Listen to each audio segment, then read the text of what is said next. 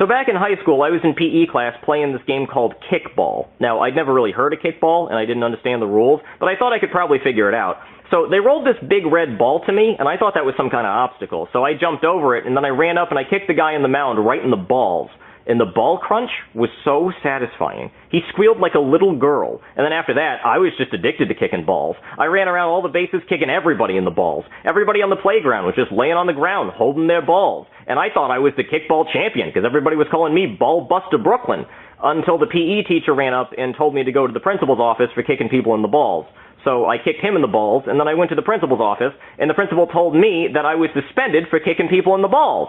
So I kicked him in the balls too. And then they called the cops, and as you can imagine, I kicked them in the balls, and they were not happy about that at all. So they sent me to jail, they took my mugshot, I kicked the photographer in the balls, and then they sent me to my cell, and I kicked my cellmate in the balls.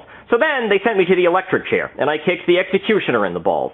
And then after that, they didn't know what to do. So they called my parents, and my parents came and got me. And my dad said I was grounded for kicking people in the balls and that might teach me a lesson. So I kicked him in the balls.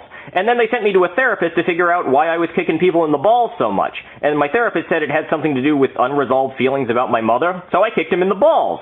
And then they sent me to a mental institution, and they put me in a straitjacket. But my legs were still free, so I kept kicking people in the balls. And then they put me in straight pants so I couldn't kick anybody in the balls. And then my parents and the teachers and the doctors and the cops and Bill Clinton, who was president at the time, they all got together and were trying to figure out what to do about me because I was a serial ball kicker. And then they decided that they needed to amputate my legs because I just could not be trusted with legs anymore.